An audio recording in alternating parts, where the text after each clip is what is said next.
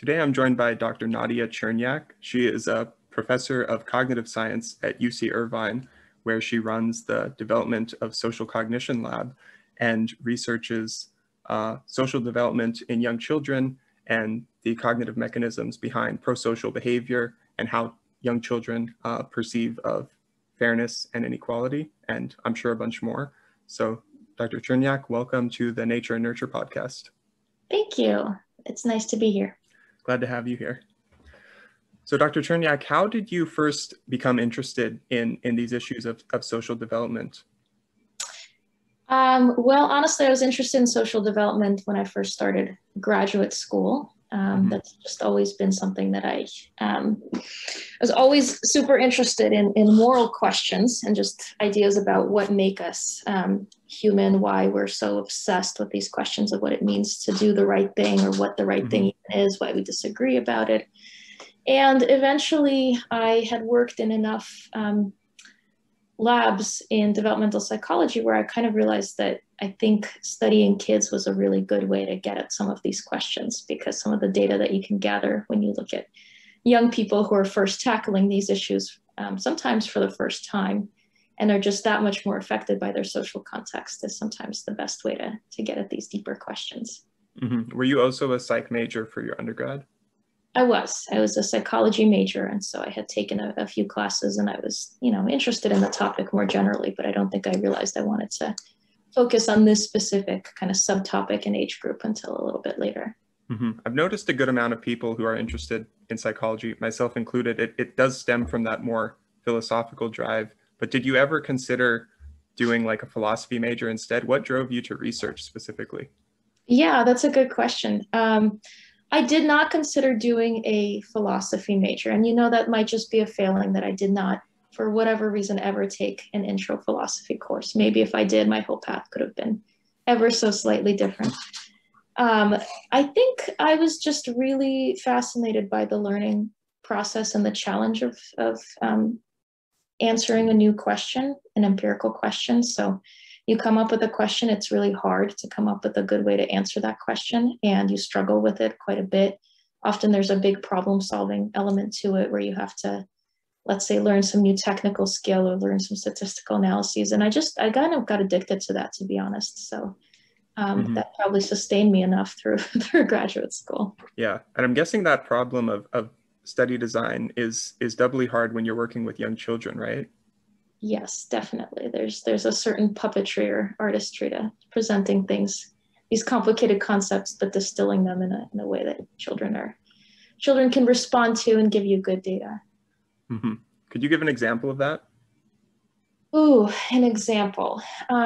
Well, a lot of the stuff that we work on in the lab is looking at how kids are thinking about these complicated concepts like inequality, for example, or why certain people are getting things and other people aren't. And the way we have to present it is in the context of these like short little scenarios and vignettes and games. And so, for example, we might have somebody look at, watch two people, and one who gets like a really good, fun gumball machine and one who gets a really bad one. And we ask them various questions about why this inequality occurred or how they're thinking about it and which kinds of inequalities they're okay with. But you have to go from the bigger question to this essentially what looks like a ridiculous, to an adult at least, scenario of these gumball machines. And so there's, a little bit of extrapolation that you have to do along the lines.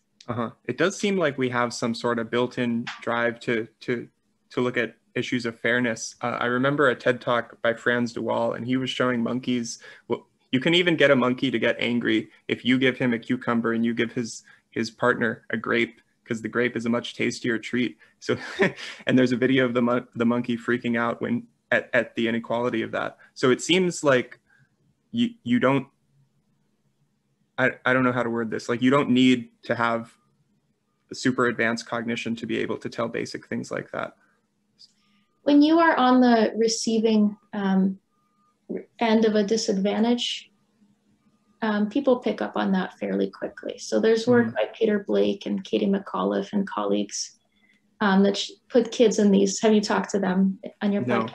No, okay. Well, they're good people to talk to as well, but they'll place kids in situations where one child receives one candy and another child receives four, and they have these nice studies that they've done across cultures. And when you're the kid who receives one candy, you notice that pretty quickly, and then it's upsetting, and they actually would prefer that nobody gets anything than that people get one and another person gets four.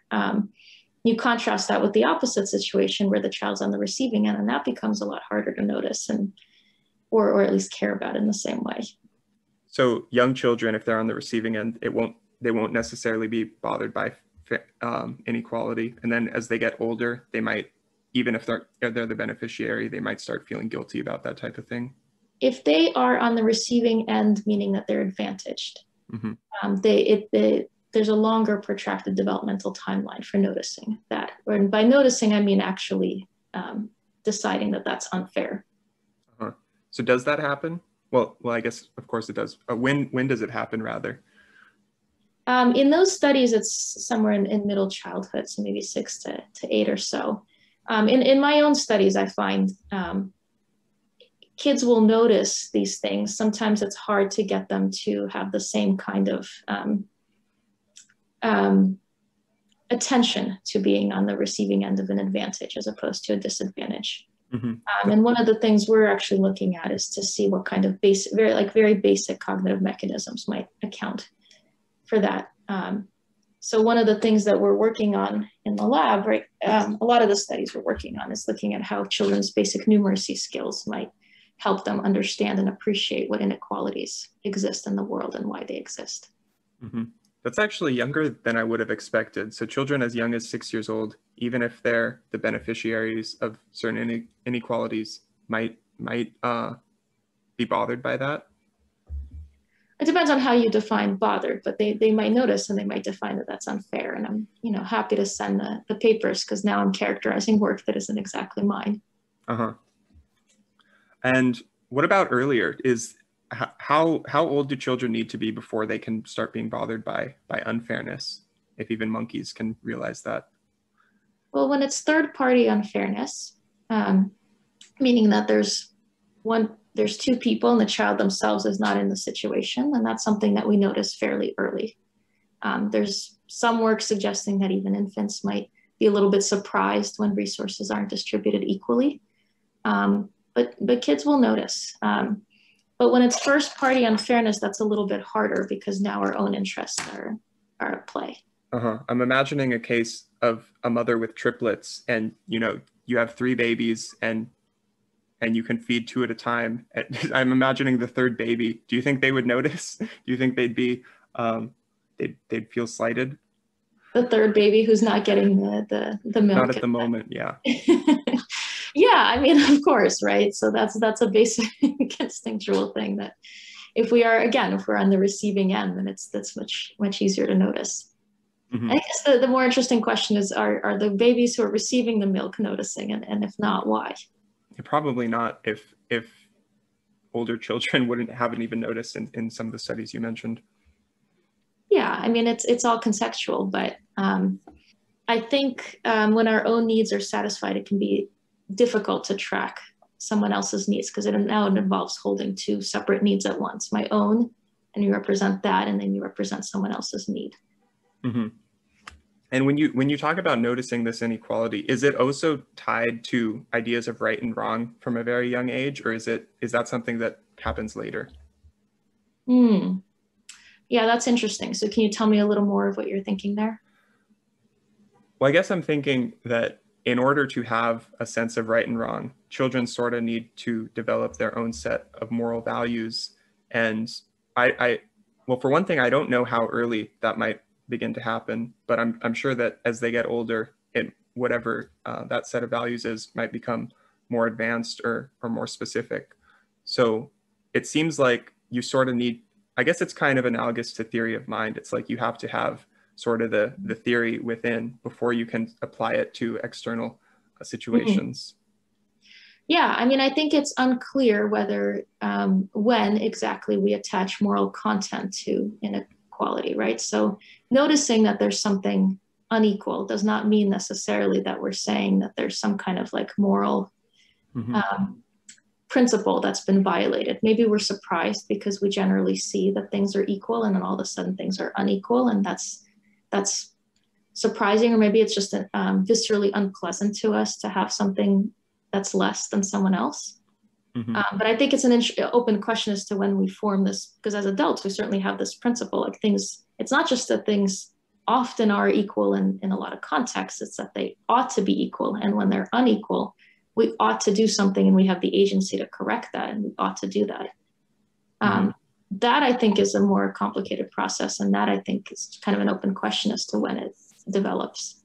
So I saw that you have done some work on moral cognition in children. Could you talk about that?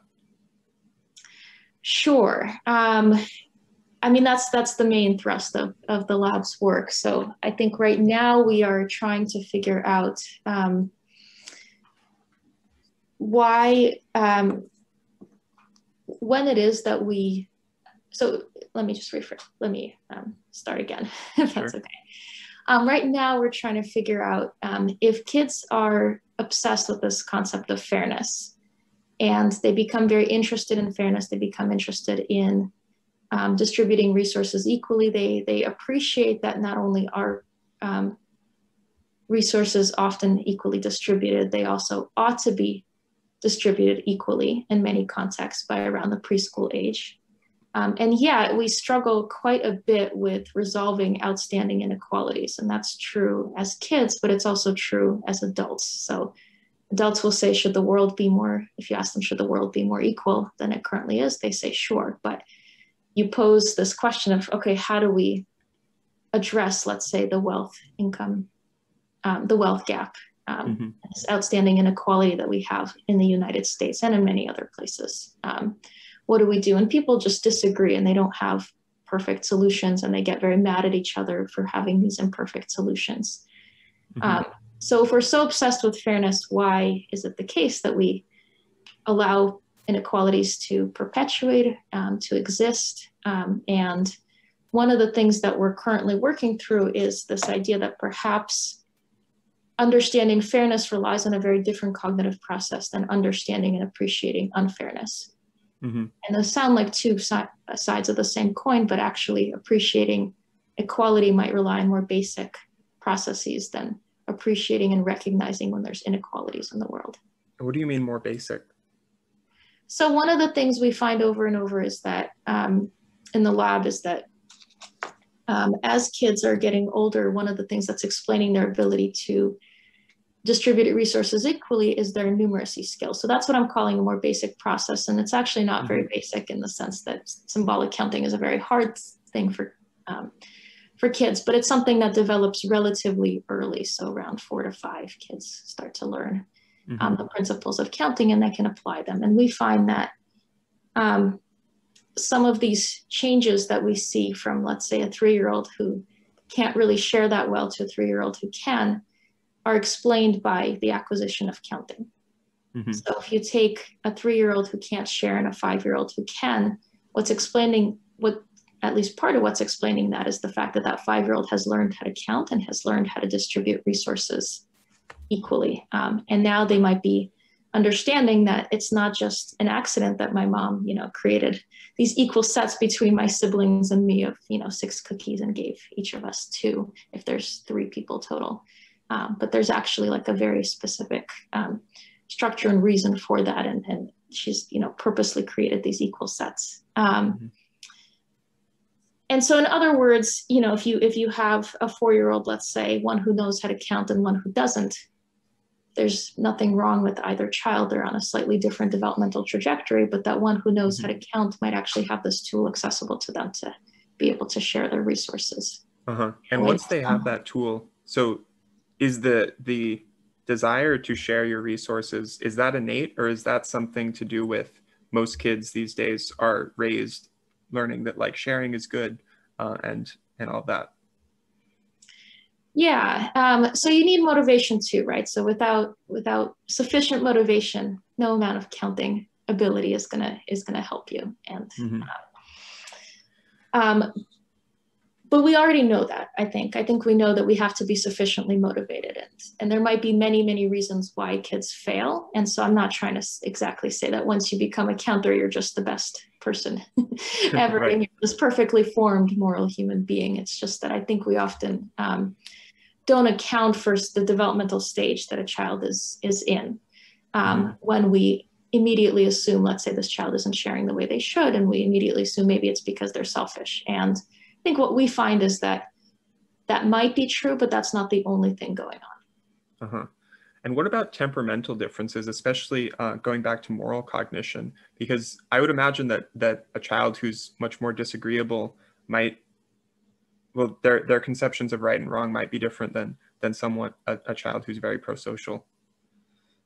Yeah, I mean, I think the way you're phrasing it almost sounds like they have different principles, and I think temperament might, there might be different principles, but I would venture to say that maybe these kids have the same principles, and one temperament will kind of make your own needs more salient versus another if you have more, or even without putting it in this trait-like way, you can say if you're in a more relaxed state, you might be more able to represent two people's needs at once, and then use counting to kind of figure out a way to satisfy both people's needs at the same time, and in a way that abides by this moral principle of equality.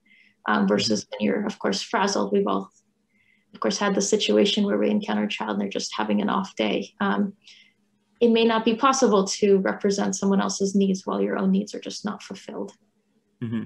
So we kind of glossed over this, but why did you decide to focus on children as opposed to exploring how adults look at these sort of moral issues? Yeah, I think both are interesting, and ultimately I just want to figure out what it is that's building a moral human. But I got interested in using developmental data because I find that you can answer questions in a slightly different way with kids than you can with adults. And sometimes, I mean, they're both complementary, but for example, it would be very difficult to study the impact of numeracy skills on your understanding of equality in adults, because if you find adults that are pre-numerate or non-numerate, they usually have other things going on or other cultural differences, right? Right, that makes sense. So you can't really compare them the same way. Whereas two 4-year-olds, one who knows how to count and one who doesn't, again, they might be matched on almost every other characteristic and might even be drawn from the same sample. So you can more readily make a comparison.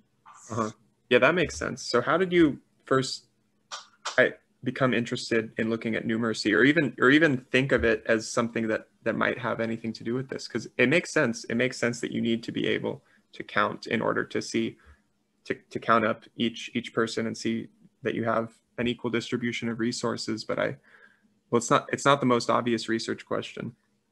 Yeah, well, I'm glad to hear you say that it's not the most obvious. Sometimes I feel like I've studied it for so long, and now it feels like it's just too obvious to me.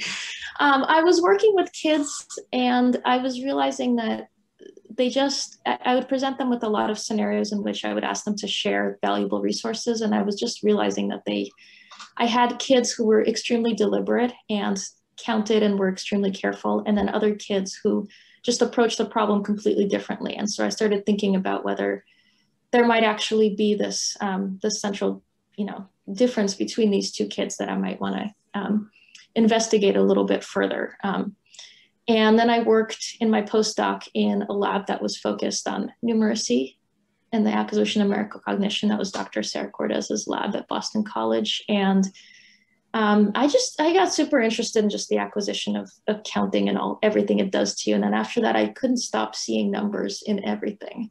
Every time I thought about designing a study or just thinking about problems of morality, I started seeing numbers in absolutely everything, and was just realizing, oh, we kind of take for granted as adults that like questions about equality or moral principles are just represented numerically, and we don't even think about it. But actually, that's not such an obvious thing to a child.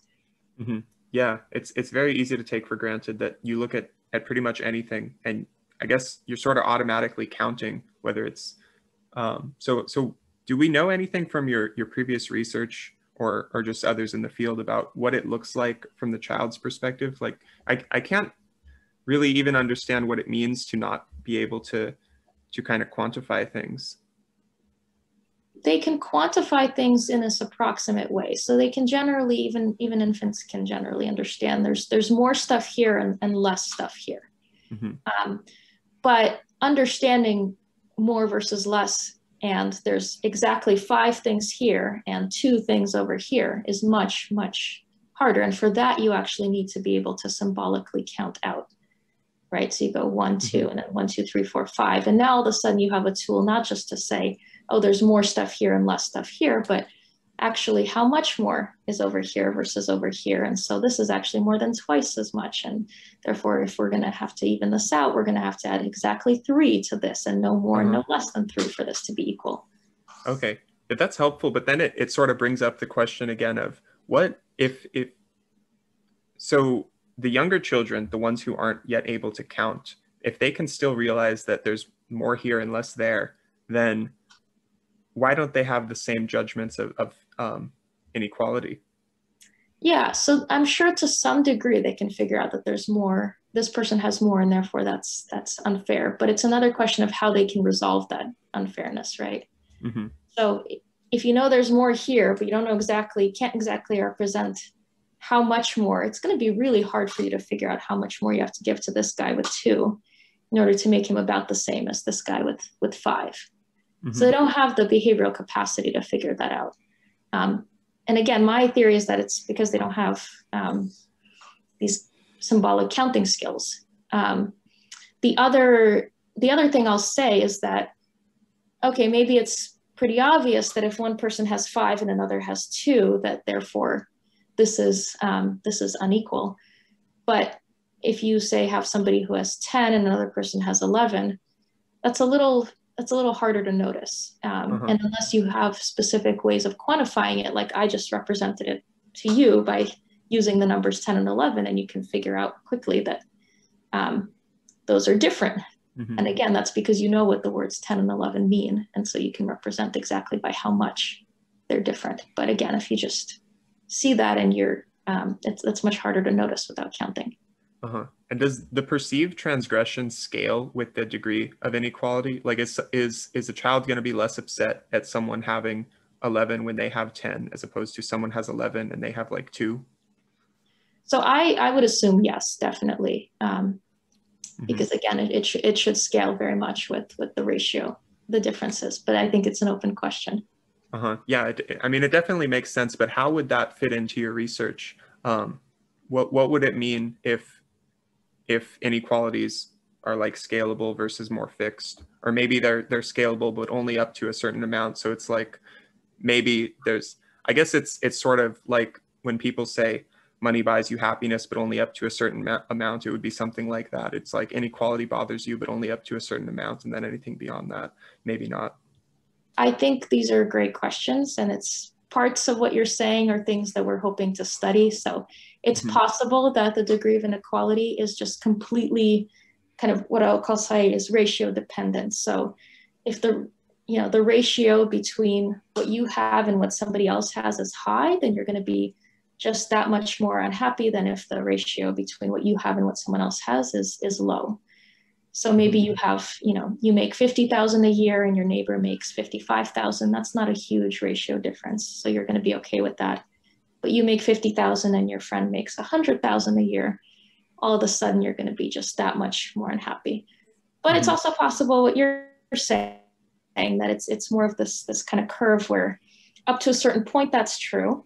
And once you kind of have your needs satisfied, then it's fine. These are sufficiently high numbers. So maybe you make $1 million, I would never know, but once you make $1 million, maybe you're not twice as unhappy as the neighbor who makes $2 million. Yeah, or like if you're comparing yourself to billionaires, I don't know if it's going to make a huge difference if you're comparing yourself to someone who has $1 billion versus like 2 billion. Like it's double the amount, but the amount you can do with it, like it doesn't seem to be a huge difference. Right. But again, maybe the discrepancy that you're looking at, so you see it's just much more obvious to you what all the things your neighbor can do with their $2 billion versus all the things you can do with your $1 billion. Right. But then if you're a third party and comparing yourself to both of them, I would kind of just clump them into the same category. I wouldn't say that I would be twice as mad at the 2 billionaire. Yes, and that's what some researchers have called logarithmic representation of numbers. So meaning that you don't just represent things linearly. So 1 billion isn't really thought of as twice less than 2 billion. It's both 1 billion and 2 billion are just really, really high, and they're kind of almost just a little bit higher than a million, which is totally not true, but people kind of think of it that way because they're just numbers we don't have a lot of experience with, and they're really high. That's interesting. So it seems like that we're sort of talking about this implicit assumption that we want more equality. And I'm wondering if there are children who disagree with that. Like, again, maybe it has to do a little bit with temperament, because I could imagine some child saying like, I don't care about equality, I want all the candy to myself. Yeah, that's it. Like, even if they can completely understand it cognitively. Sure. I think that happens, but it happens a lot less than I think people think it happens among children. They you know, again, my wheelhouse tends to be the preschool age. They tend to want equality, and they tend to appreciate it. And of course, there is the occasional, again, I won't say temperament, but the occasional kid who's having an off day, who might say, I don't care, I want all the candy for myself. But for the most part, I think they recognize it. It's a different question of being able to enact it. But I also think your bigger question, you know, equality is really not the only thing we care about. You know, we do accept some versions of inequality. Like, there's other considerations all the time. So we appreciate, like, if you work harder, you probably should get more. If you started off with less, you probably should get a little more to compensate for that. So there's need-based considerations. There's considerations about how we properly reward harder effort. And all those can sometimes conflict with equality. And so those are like really hard to keep in mind all at once. But again, I think they're all kind of represented numerically, and we just take that for granted. Yeah, I was going to ask about that next, because in some sense, it's even more interesting if younger children start off at this baseline desire for equality, and then as we get older, some of us lose that priority. So, I mean, you even see it in children's sports. Like, there's usually going to be an MVP, and not every child is going to get past the ball or make as many scores. And some people advocate for participation trophies. And even if that happens, it seems like from the child's perspective, some players are more valued than others. Yeah, it's really hard to figure out how to balance all these considerations. So participation trophies might be an example of like fulfilling a need-based consideration. So every child should get something, some reward. But then, you know, let's say giving a better position to the better players might be a way to satisfy this merit-based consideration. And then there's an equality-based consideration of how you make sure that everyone gets, let's say, equal playing time. And again, all these things conflict, right? So they're really hard. And I think we see that early on, we can actually pay attention to each of these in isolation. But it's really hard to figure out what to do when they're all kind of meshed into one thing, and how we satisfy each of those and what's like the optimal solution. Yeah, so this would be a good place to talk about maybe some potential like practical implications of your work.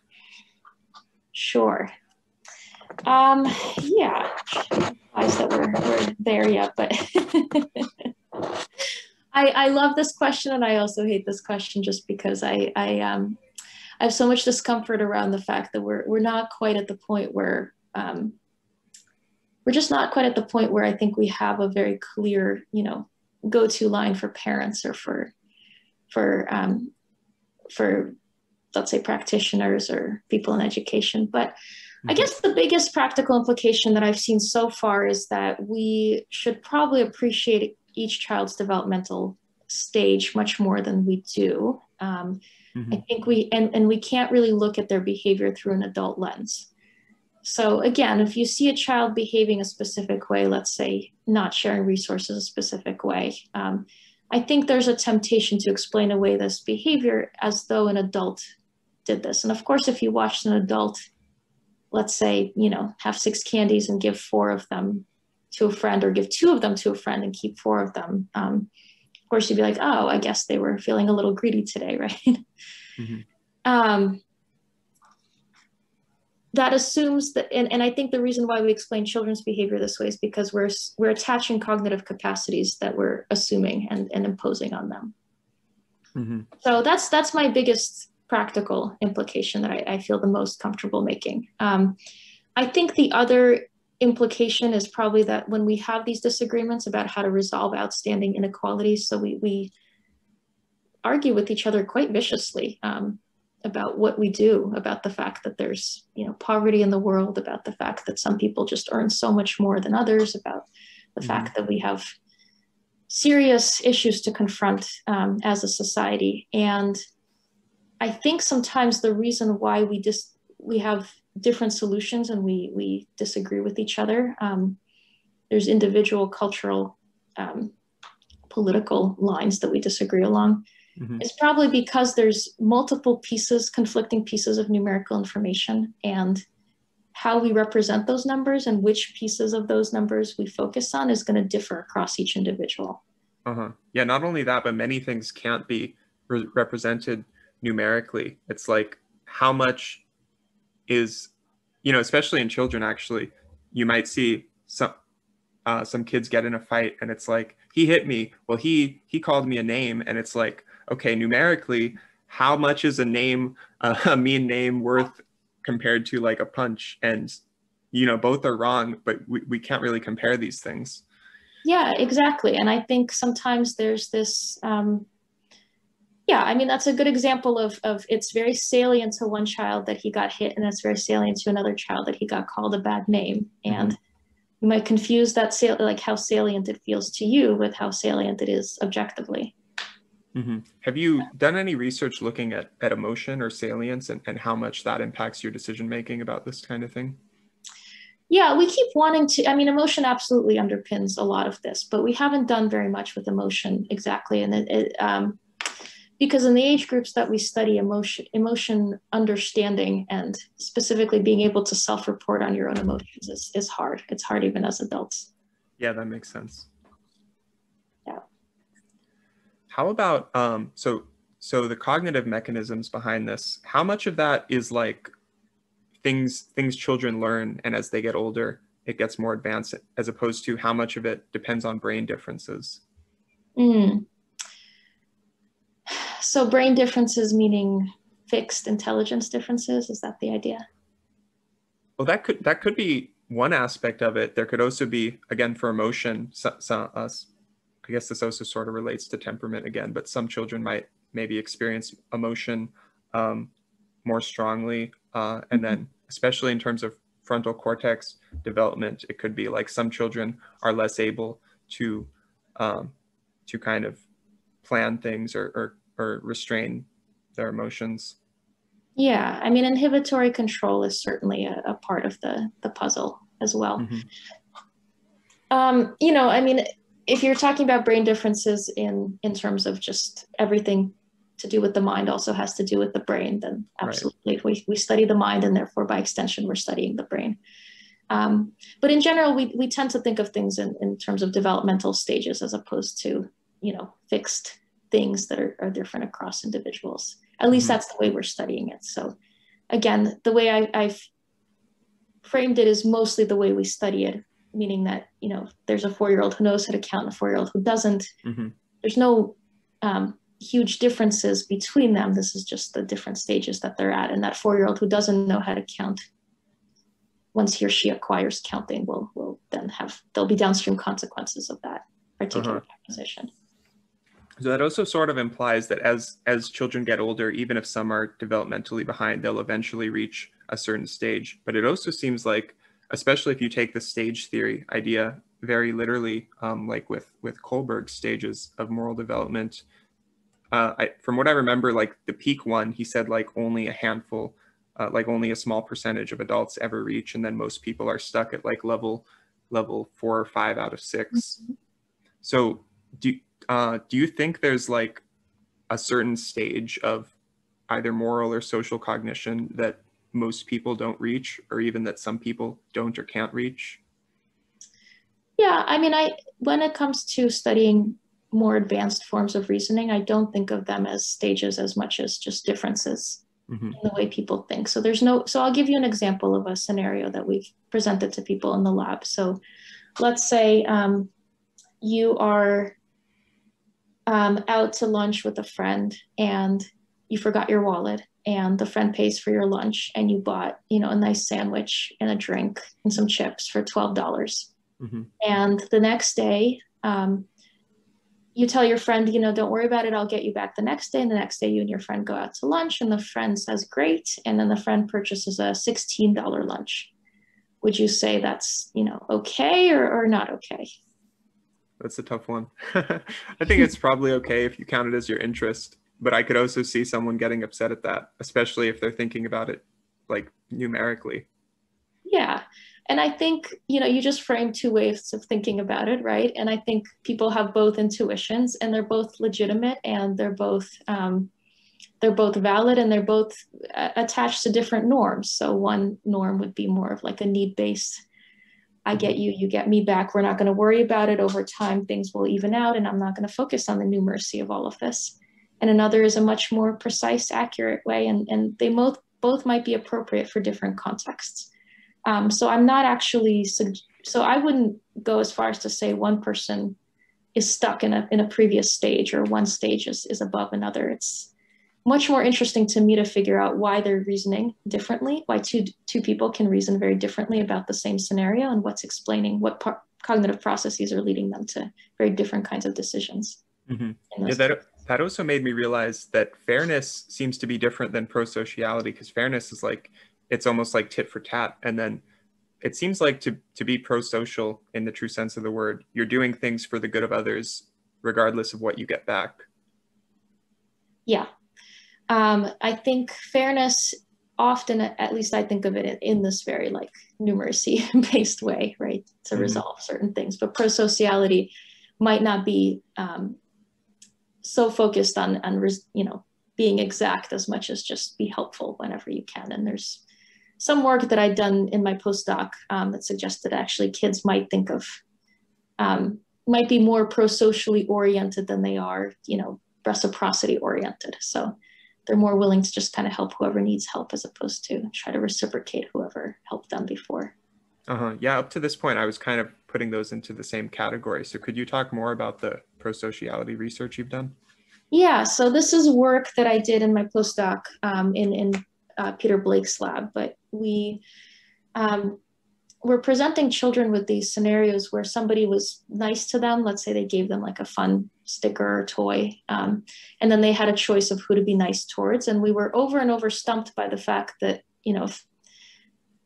kids actually were not necessarily systematically choosing the person who was just nice to them. So if you go out with your friends Bob and Jim, and Bob is, buys your lunch, I would assume that the next day you're going to buy Bob's lunch as opposed to Jim's lunch. But kids weren't really reasoning that way. And we kept trying to figure out why that was. And we did a bunch of different scenarios. We thought, well, maybe maybe it's a group-based thing where they're going to be nice to somebody else in their same group, but that wasn't what was happening. And then we thought maybe they can't track who was nice to them and they've forgotten, and that wasn't the case. They remembered who it was. They just weren't necessarily reciprocating towards that person. We tested out a few different possibilities, and it really just seemed like kids 4 to 6 or so just did not feel like reciprocation in this positive way was what they wanted to do, or what they even thought was the right thing to do. So our running theory explanation on this was that perhaps kids just don't see positive behaviors in this very specific targeted way. You're just going to be nice to whomever, and somebody's going to be nice to you. And it's not about tracking who was nice, and it's not strategic in the way that it might be for adults. I'm thinking it's possible that it could be like strategic, but in a way that seems silly to us. Like, for example, I'm remembering a conversation with my niece, I think, and it was something like, well, I like her more because she has a pink shirt that I like. So it's something so silly like that. Yeah. But from the child's perspective, it's like a clear reasoning behind it, even if we can't tell. Yeah, for sure. So definitely, you get some of those kinds of reasoning reasons from kids, but we never found those to be like systematically predicting of anything either. So it's not the case that a kid who gave something to somebody with a pink shirt always gave something to somebody with a pink shirt. And of course, yeah, that's why you have to kind of shift around who's wearing the pink shirt, or switch up the side so they don't go, oh, the guy on the right is the nice guy. Right. So you control for as many things as you can. Yeah. Were there any systematic biases that you did observe with children? You mentioned some of your research looking at different groups, and groups kind of implies that there's going to be these kind of differences that children are looking at. Yeah, in that particular work, the only systematic bias we found was that people generally wanted to give more to people who were in their same group, and those groups could be arbitrarily defined. So this person's on the blue team, this person's on the green team. It's totally arbitrary, but you happen to be on the blue guy's team. And that's very consistent with all this work by other researchers, like Garrow Dunham and others, that have just found that people care a lot about groups, and that's true of kids too. Yeah, I remember that happening in the classroom. I don't remember what it would be for, but like if there's ever a scenario where kids are divided into two groups, they get very competitive very quickly. And so it seems like we also, in addition to having this sort of innate drive for prosociality, we have an innate competitive drive, and those are like always clashing with one another.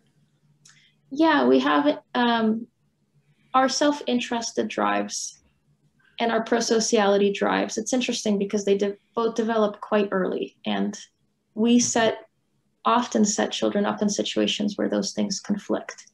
They don't have to. A lot of the time, what's good for you is also what's good for me. Like me helping you is also good for me in many ways. We often, what often people are like really hyper focused on when they're thinking about kids is those few cases when it really conflicts.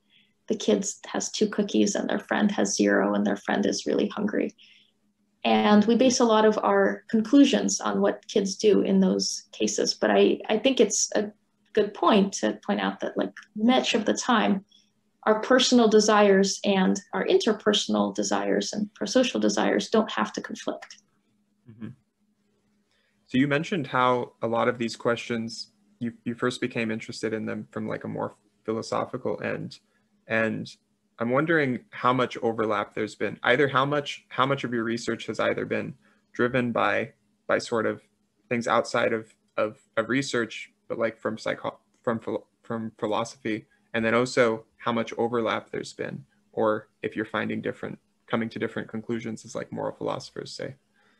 Don't think anything we're finding is contrary to what moral philosophers say, at least if they are. They haven't told me about it. I think of us as more shedding light on being able to potentially shed light on assumptions that maybe some of moral philosophy makes. Yeah, I can give you one example. So there's a recent study that was looking at people's belief about self-driving cars and like how you're going to program the AI and how you're going to, because I guess it's sort of related to this numeracy problem, except it's again things that are hard to quantify. So it's like most people will say if the car has to make a decision, it's better to kill 1 person instead of killing 5 or even 2. But then if you're comparing, like it's going to kill 1 person either way, but it can be a young person versus an old person. Most people in this study, like just random people, chose to save the young person. But then a group of moral philosophers thought like, using any characteristics other than just the number of lives saved is immoral. That's interesting. Well, yeah, I mean, I would say that's an example where you actually can quantify the other principle that you're using, which is potential. So potential in this case would be defined as years of expected life left. Yeah, there were a whole variety of interesting scenarios here, because one was something like, 1 person versus 5 dogs. And it's just, and you could keep adding dogs to the other side. So it's sort of like a trolley problem where eventually it becomes very hard to answer. It's like, even if most people say they'd rather save a human than a dog, it's like, what about 1 human versus all the dogs in the world? Yeah, Yeah, I mean, there is a point at which you can't quantify these things, or at the very least, our moral intuitions don't track any kind of quantification that we could put on this. Mm-hmm. I mean, you could represent both any life as almost like infinite harm, right? So any life lost is infinite, and then that's equivalent whether you save one human or 5 dogs. Right. But again, that I think that's assigning an me trying to quantify this when maybe that's not actually tracking how people are feeling about this. Mm-hmm. It does seem like a very interesting line of research to look at how we quantify the unquantifiable, because it seems like whether we realize it or not, once we prioritize one thing over another, it's almost like, well, I like to imagine it as we're doing these calculations in our mind and picking the best option. Maybe we're not always that rational, but it seems like there's something that pushes one choice over above the other. I think a lot of things, even though we just talked about an example where things can't be quantified, a lot of things can be quantified, and whether we realize it or not, we are making some kind of quantification. It may not be rational in the sense that maybe that's not the quantification we would want to focus on long term. But I think at the end of the day, when you're saying, this person deserves this much more than this person, you are making some kind of quantification. Mm-hmm. Yeah. And it's also interesting when you're comparing like literal quantities to other things. So for example, you can have a sandwich that costs $5, but if you're hungry, really hungry, you might be willing to pay much more for it. Or if you're comparing job offers and it's like one position pays $5,000 more, but the other one is like by the ocean and you love living by the ocean. It's like all of these things that you have to take into account. And that becomes hard because that what I would say is a quantifiable problem, but the quantities that you're comparing are on different scales. So enjoyment is just on a totally different scale than salary. Yeah. So I guess the interesting question is, and there's practically an infinite amount of scales, but you can still look at them individually and think, how does this one relate to the other? What's the scaling factor? I think, and I think that's what makes it so interesting when people, encounter moral problems in this way. And it's why we can't figure out how to compare scales, right? Like, I don't know how to say my enjoyment of the ocean is worth $25,000 increase in salary or something, or decrease in salary. I can't say that because I don't know. But yeah, I think we try to do that sometimes, and that's what gets us in trouble with one another, right? We start disagreeing with one another. Like, is this moral principle worth this much or investment from us? The other thing is, it seems like we either must have like an implicit idea of it, because I could start throwing out numbers and it's like, I'll say, would you move, or would you do something that you don't really want to do for $1? And you'd say no. And then, I can just keep raising the amount until it eventually starts to become tempting. So one idea would be something like, for any given scenario, you have an implicit like understanding of what you would or wouldn't do. The other option, and I guess this seems more likely since you probably just don't store an infinite amount of answers to any given question in your head, is like, maybe it's more of an emotional thing where at a certain point, the perceived appeal or pushing away of the other option starts to, like, it's the emotion that changes your decision. Yeah, it absolutely is. I mean, there's also this idea that, okay, maybe I would be willing to do this very unpleasant task and I decide that maybe $10 is roughly worth it. But usually people don't have this like very exact amount that they'll accept. Usually it's some kind of like curve around $10. So $9 would be slightly less pleasant, but I would still do it. And $11 would be more pleasant. But 9 and 11 are pretty close to 10. So I'm kind of okay with that. So it gets really hard when you start incrementally asking people, well, what about, would you do it for $9? What about $8? And what about $7? And at the opposite extreme, at a certain point, you don't, like, there's a certain amount of money. Let's say it's like, you do my laundry for $10. Like, maybe not, but it's reasonable. If I say $100, you'd probably get excited because it's pretty easy and it's $100. But if I say $10,000, you're going to be like, what's the catch? Yeah, exactly. Yeah, there's a point at which the exchange becomes so inequitable that you have to assume an ulterior motive, right? Yeah. Do you know if there's any work showing that children think like that? I don't, but I think that is a great question. Perhaps I will have to ponder it and run with it at some point, because Uh-huh. I do think when there's kind of this unexplained behavior, um, kids seek explanations. That's a very natural thing to do. They try to look for a causal reason for why there's this odd behavior that's happening. And the odd behavior very well could be that there's a gap between what somebody did and what they're, let's say, paid for it, or whatever other scenario you want to come up with. Mm-hmm. Right. So the idea of ulterior motives must be related to theory of mind. And it seems like, well, there's research showing that there's kind of stages of development there too, where it's like you need to be at a certain level to understand that someone can be thinking something different from what you think, or and then they could even think that you think something that you don't think, and like you can kind of just add layers to that. But then ulterior motive is kind of the same thing, but it adds a moral flair to it. So, Mm-hmm. Yeah, it's almost like you have to represent what would be a reasonable exchange. So I'm going to pick up my toys, and in exchange, I'll get, whatever, a candy for it. And if all of a sudden they see a kid getting, being offered 20 candies for it,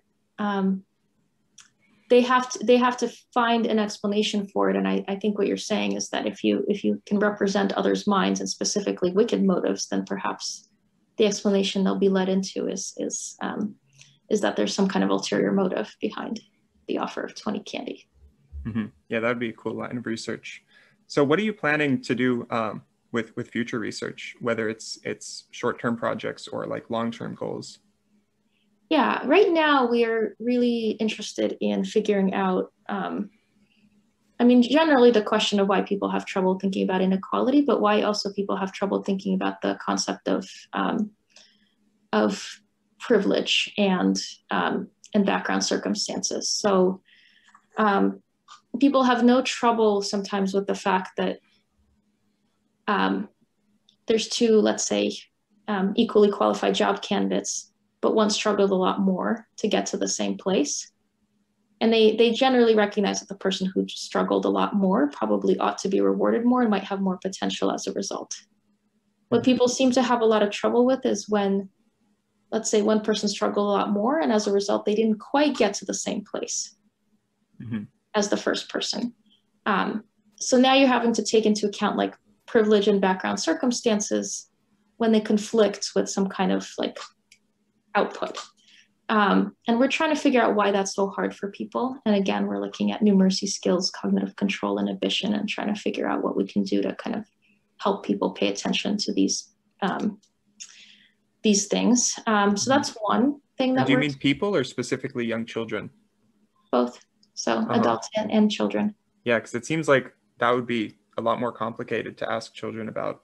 I mean, comparing candidates for a job, for example, and even defining right. So what you mean by struggle. Yeah, absolutely. So of course, with kids, you have to put it in a context that's ecologically important for them, not two job candidates. That's more for adults. But there might be two kids, and one worked really hard and was really nice and gave away their stickers, and another, but that's because they're rich and they have tons of toys and stickers and access to lots of rewards. So that kind of thing. Mm-hmm. Okay, I cut you off. You're going to talk about a second project. So that's one line of work. And that line of work in general is just focused on why we have trouble focusing in on structural inequalities and why people have trouble reasoning about them, and how our numeracy skills can contribute to reasoning about those things. So is it specifically wealth inequalities, which would have to do with numeracy, or is it also the idea of quantifying something that's not as easily quantifiable? Yeah, so this will lead me into the next thing. The other thing, so certainly wealth is defined in this child-friendly way, and also when you're studying children, yes, for the most part, but also we've been looking at, along with a postdoc collaborator who's now a professor at Texas A&M, so Allegra Midget, we've been looking at how kids think about household labor. So this is a case that can be quantified in some ways, but people often have trouble quantifying it. So how kids are perceiving how many inequality in terms of women doing more household labor than men, as is frequently reported in most households. When kids pick up on that, how they pick up on that, what the downstream consequences of observing that kind of unequal labor distribution is. And again, why I'm also interested in this, why we have trouble picking up on that. And I think it's because it's this thing that is not as easily quantifiable as salary is, for example. And that seems kind of related to stereotypes, because like if a child has a certain stereotype in mind, then they might, because it seems like whenever you're thinking about issues of fairness, you're sort of comparing it to what would the baseline be or what would the ideal scenario be. Yes. Then if your ideal scenario is warped, then you might say that something's completely fair, even if by different standards it's not. Yes, I think what is interesting is that adults will actually form these stereotypes as well, and that, you know, if your model of what a fair household distribution looks like depends on gender stereotypes in some way, then you're going to have that much more deviation that needs to happen before you recognize that something's a little unfair or off in this household. So if you expect that, let's say, if a child expects that, let's say, mom always does these 10 things and dad only does these 2 things, just to go with the more traditional stereotypical household that we often see, then it's going to have to deviate by a lot more for them in order for them to notice that something's unfair to mom than in a household than, let's say, where they haven't formed that stereotype and they're expecting things to be exactly equal. So what would that mean to show that children have these stereotypes or these biases? You know, we would ask what they're expecting of people, for example. So, but we also ask them about various chores that they observe around the house and who does more of those chores and whether that's fair. And we see that the adults will report, oh yeah, mom does all of these things. And yes, that's okay. And that's mostly fair. Kids actually at younger ages don't seem to pick up on the inequality of the household chores, but we're trying to figure out the ages at which they start to recognize that actually mom does more and what that does then downstream to their gender stereotypes and what else that does to their cognition. I see. Cool. Yeah, so that's those are kind of the 2 big lines of work. But, you know, honestly, in general, anything that we can do to figure out what makes us agree or disagree, be good or bad to each other is something that we're interested in. I think that's a great place to close. All right. Thank you so much for having me. Thank you for your time, Dr. Chernyak.